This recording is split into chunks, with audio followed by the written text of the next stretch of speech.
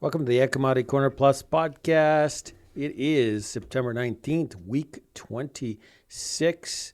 Hey, everybody. And our title this week is U.S.-China trade deal or no trade deal plus lower U.S. and Canadian interest rates impact. Let's start off with our weekly summary chart. And, you know, it was a disappointing end to the week. Soybeans sold off because of a disappointment with the U.S. Trump-China Z trade talk and conversation they had today. I think the soybeans were looking for a little bit more. There were no mentions of soybeans, so a little bit of a disappointment. We'll get into that. Soy oil sold off as well, which weighed on canola after Stats Canada provided some more updates on production and increased production in both canola and wheat. New high in the Dow, the S&P, NASDAQ. We're not surprised. We've mentioned it for months now that once you start to lower those rates, particularly in the U.S., not so much in Canada, that you would add more fuel to the fire and continue to send stocks higher. And then, of course, countries like China are placing their bets on more gold and silver. They're hiding money and safety with gold and silver versus that global U.S. currency, the U.S. dollar. All right, let's start off with that Trump Z conversation. It's been a big week, Mo, with a lot happening and a big finish to the week as well. So today, Trump and then Chinese Premier Xi, they met, or rather they spoke, and a lot was discussed, including TikTok and fentanyl and the Ukraine-Russia situation as well. But does not look like we are near a trade deal yet. But the good news is dialogue is ongoing. We could get another 90-day pause to the trade war and tariffs. So taking the current situation into possibly mid-Feb. And besides that, they are on track to meet at the APEC summit later in the year. And Trump possibly is visiting China early next year, I think.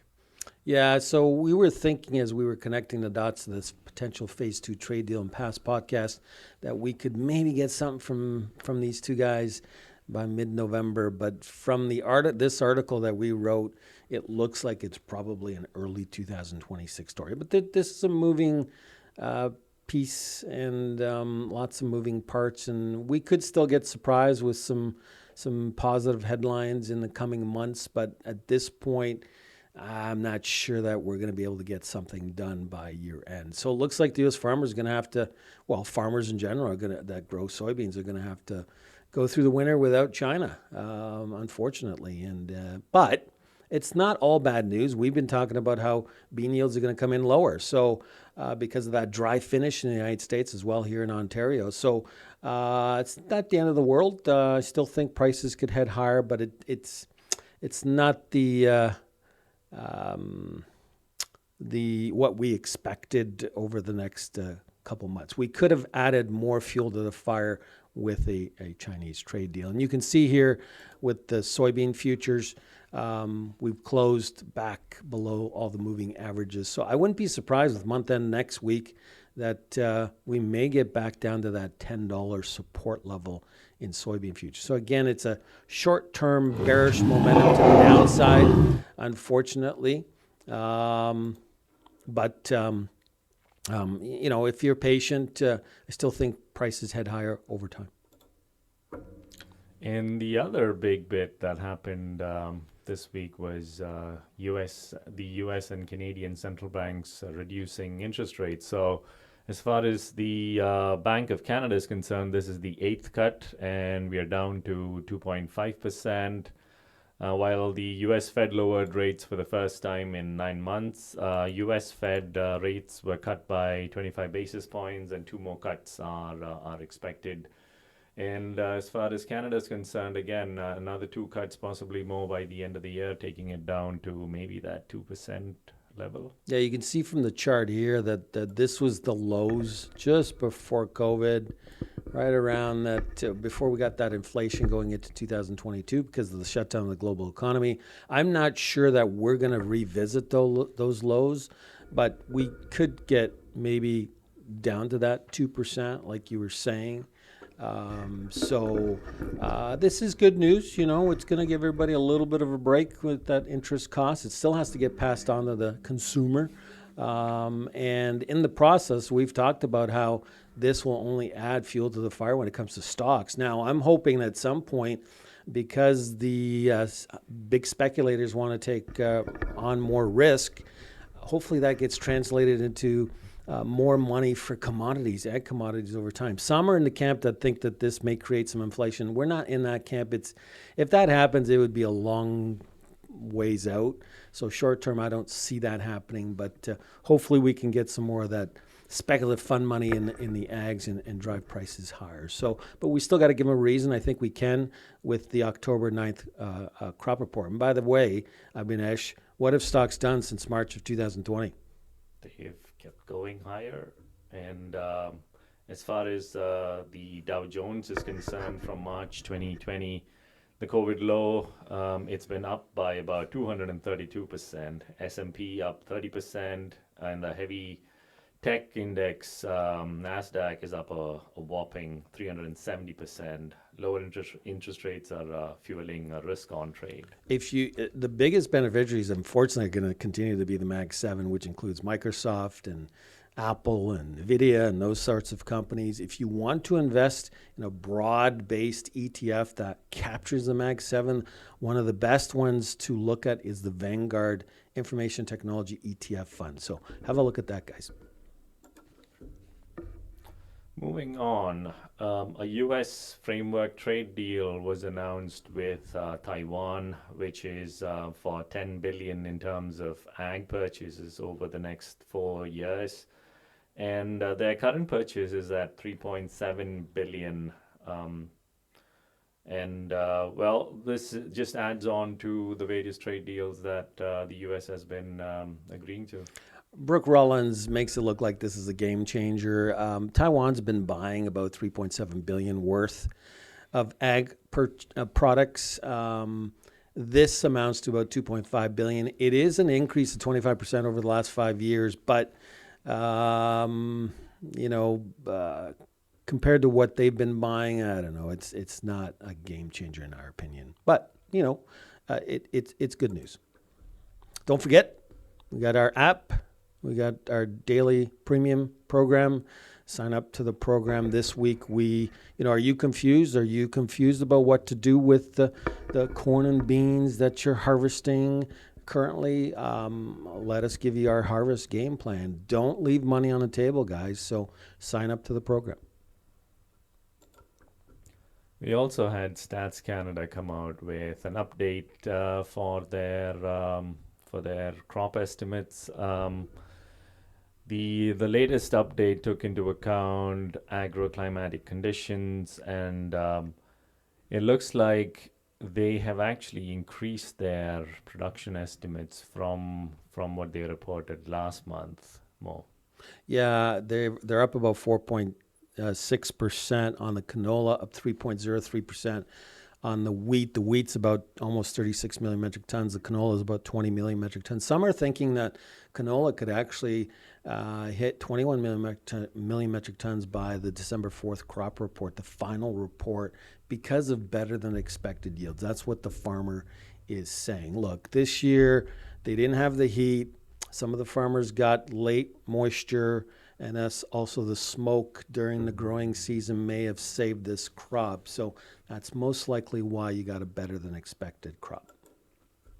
Looking at the weather forecast for the U.S., and this is a drought monitor update as of this week, and as you can see there, some more red creeping into the Midwest. The outlook for October continues to be dry, and it looks to be a warmer than normal fall as we head into the next month. We're not trying to be alarmists. We've mentioned this in prior podcasts, but this Midwest drought is worrisome. It's worse than the fall of 11. And you guys know what happened in 2012 in the U.S. So just it's not a good finish. It's like last year. We've talked about this, the difference between this year and last year's disease. I don't think the funds have any clue what disease is doing to yields. We'll figure that out as we get into that October 9th USDA crop report. But it's a dry finish also into October. And it doesn't change much as we go into next month in terms of the crops being stressed. A lot of that centered around the east of the Midwest. Yeah, it's just this is a long-term forecast, and I believe this is the European model. They are trying to throw some moisture in there, and we may get some. Like Ontario is going to get some. I think the Eastern Corn Belt will get some next week, but it's not drought-busting rains. It may help the Mississippi River levels. I think the key would be it's going to help slow down the dryness of these crops, because these crops are drying down too quickly. 1% moisture per day, whether it's beans or corn. So farmers, make sure you go and harvest those crops early, or you may end up leaving some yields in the field. Let's go further north and look at the situation in Canada and in Ontario specifically.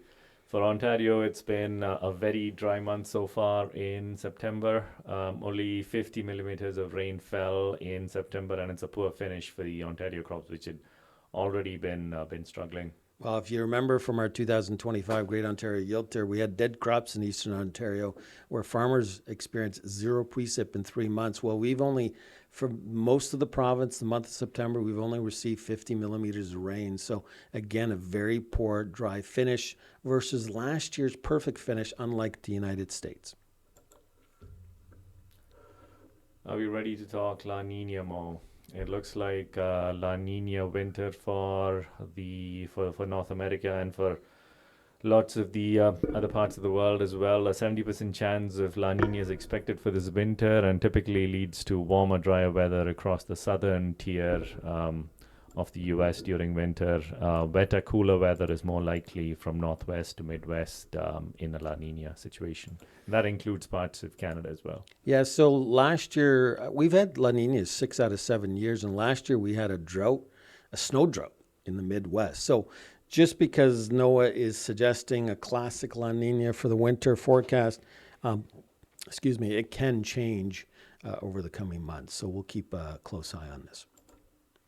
And weather will be top of mind when we flip to the southern hemisphere as well. As far as South America is concerned, it looks like a wet season ahead over the next few months, and we still have precipitation forecasted across the center west and center south of Brazil. And for Argentina, it looks like plenty of moisture ahead. It's not over the next few months. I mean, it's just maybe over the next week. We can't quite forecast out 2 months, but this is a front. This is not your early monsoon rains. That may still happen, but this is just a front that is going through from lower Argentina into central Brazil that is expected to provide some moisture. So could increase the planting pace of the record crop that's supposed to be up 5.3% this year for soybeans in Brazil. The latest and greatest as far as livestock is concerned is the cattle on feed report as of September 1st, released today by the USDA. This was largely neutral versus expectations, as you can see there on the screen. Cattle on feed, 99% versus the prior year's numbers, which was similar to what was expected. Placements at 90%, lower slightly than expected. And marketing's at 86%, which is also lower. Yeah, I mean, that's meant to say versus prior month, not prior year. But anyways, these reports, no changes here, guys. Our bullish forecast remains. And this doesn't change the fact that supplies remain very, very tight. Let's talk butter futures. Over the past few years, the dairy industry has expanded its facilities and restored animals that produce fattier milk to meet growing demand for butter in the U.S.